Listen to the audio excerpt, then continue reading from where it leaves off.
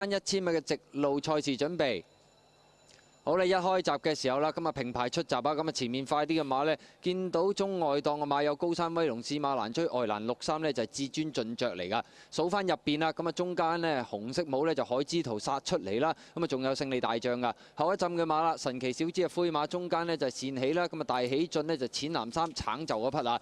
再數中檔就一定旺，咁啊後啲先有秋月春風啦，咁啊尾三振興中華後邊兩隻呢，就係跨畫同埋嗰隻呢，就係呢奧飛星嚟㗎，跑咗呢就接近一半啦，勝利大將貼咗外欄帶咗出嚟跑添啊！第2位有呢隻神奇小子啊，再見到後邊第3位嘅馬呢，就係呢隻善喜啦，再入邊就快寶區啦，後多少呢？先見到秋月春風同埋士馬蘭追嗰啲馬，最後200到啦，呢隻呢，勝利大將放離咗半個身位，咁啊見到呢第2位嘅馬呢，仲有神奇小子啊，再喺入邊位置就係秋月春風同埋善喜中檔追緊上嚟，接近終點第1名，好接近啊！有呢隻奧飛星。秋月春風、善喜3隻馬比較近啲嘅，咁啊出邊位置呢，仲有士馬蘭追同埋勝利大將噶。嗱，睇翻最後50米，由外欄數入去，10號勝利大將，灰馬神奇小子衝得最勁，中間8號奧飛星，入邊秋月春風，好近啊！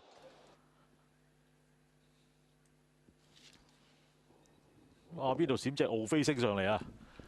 都見到個6格喎，咁犀利喎！啲連贏未咗幾步一支箭咁飆上嚟，過晒。潘頓嚟喎，又啱啱有個位俾佢捐到出嚟。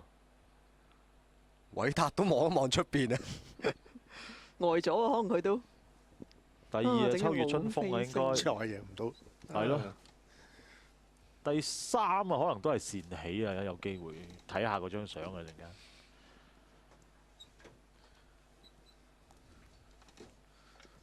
哇！最後幾步上嚟。